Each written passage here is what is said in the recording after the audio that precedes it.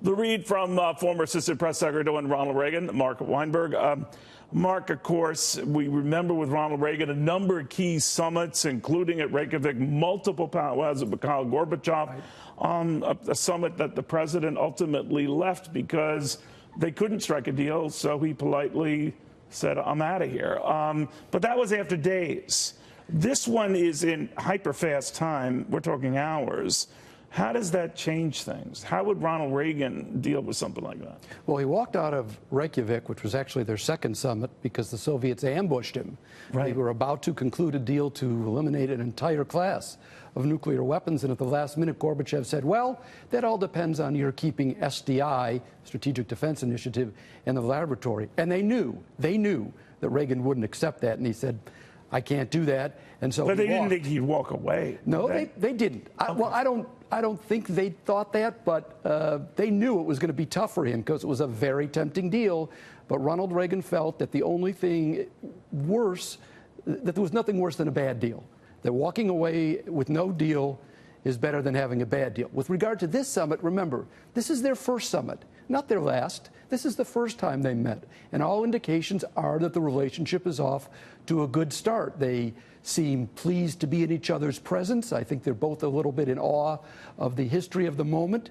The president has been taking the lead in terms of conversation and in gestures. He's the one, if you notice, who's showing Kim Jong Un around. Yeah, he seems to be leading, and that might be just the elder figure. That's as it ought to be, right? Though. We're the United States of America. They're North Korea.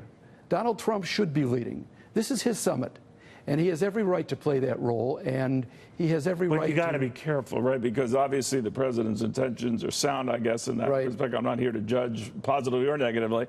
But if you're the one making the overtures where I'm confident we'll do something here, and the other guy isn't piping in with commitments of his own, you can think that it's a one-way chat, right? You can. It's hard. I mean, it doesn't sound like that, but I just want to say that's something that... That's exactly right. And in first summit of Reagan and Gorbachev, it was Gorbachev coming to Reagan at that Swiss chalet, Flordeau, and it was very clear who was coming to see whom.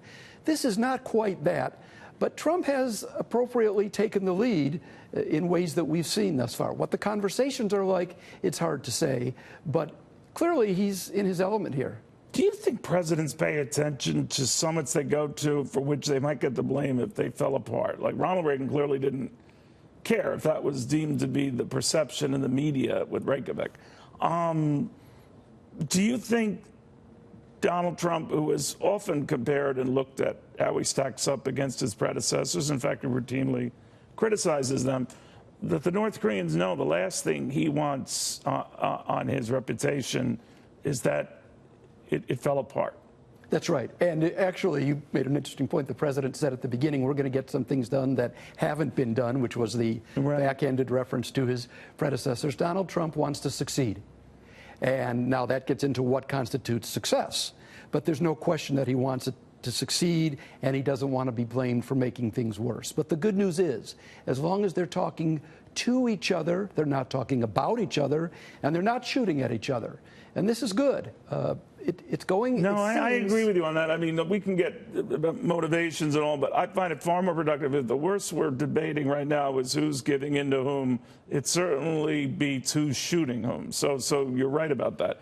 But if denuclearization is the goal, and presumably it is, the differences are the timetables here. We'd rather it fast. The North Koreans would rather it slow. Right. And then we've got to find an acceptable middle ground. Right. That's called a negotiation. It's called a compromise. And there are other elements. There's other factors. That's the big kahuna here.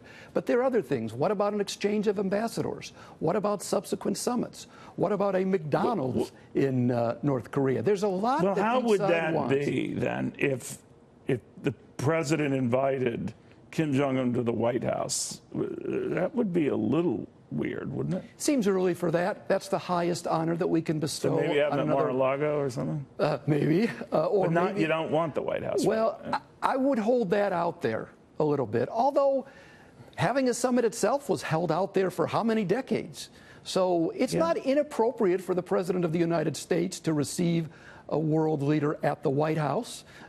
They've been received there This before. isn't any world leader, though. This guy has a lot of baggage. He does, but he's the only leader they've got. No, you're right about that. And But the White House thing would be a little unnerving. That wouldn't be my first choice. I think maybe a second summit, hopefully there'll be one, could be in another neutral place. Maybe they could meet in Vienna or Geneva or somewhere else, a little bit closer to the United States, and eventually work their way east. Who settled on west. Singapore? Do we know? It's a dazzling city-state.